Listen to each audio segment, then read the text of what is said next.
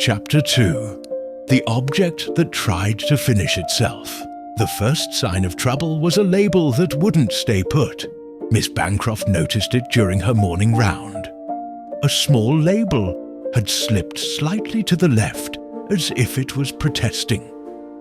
She straightened the display and the label. Then she recorded the matter in her notebook. For reference only. No action required at this time.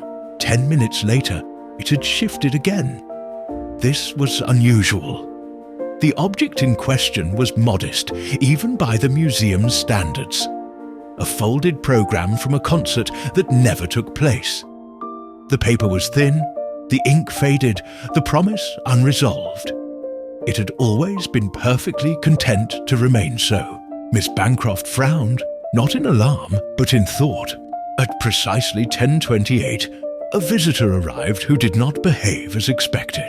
He moved quickly through the rooms, reading every label, nodding to himself. He stopped in front of the program and tilted his head. "This one," he said, tapping the glass gently, "doesn't belong here." Miss Bancroft folded her hands. "Why not?" she asked. "It's incomplete," he replied.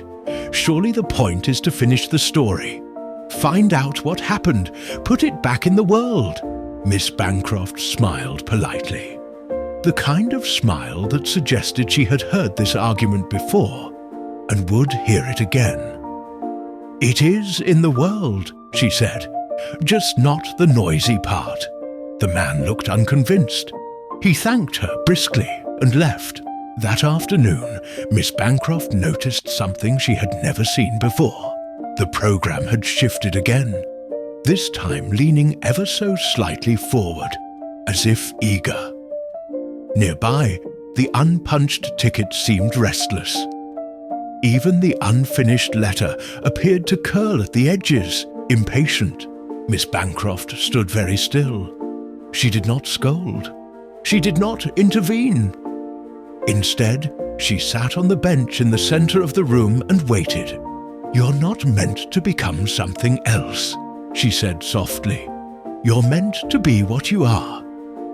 The museum settled as if breathing a sigh of relief all at once. The object stilled, reassured. That night, as she locked the door, Miss Bancroft paused, as she always did, and felt the familiar, gentle certainty return. In the days that followed, something curious happened. Visitors lingered longer. They stopped trying to guess endings. They began speaking in quieter tones, not because they were told to, but because it felt appropriate. One woman wiped her eyes in front of the half-written letter. A child asked if it was all right that nothing happened next. Miss Bancroft nodded. "Yes," she said, "that's the important part." Because she knew this to be true. Not everything unfinished is broken.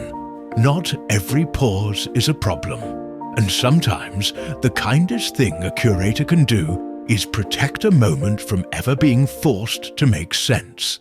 To be continued. Polite creatures. Polite sharing, please tag at polite.absurdity. If reposting, and remember, never ever feed the curator.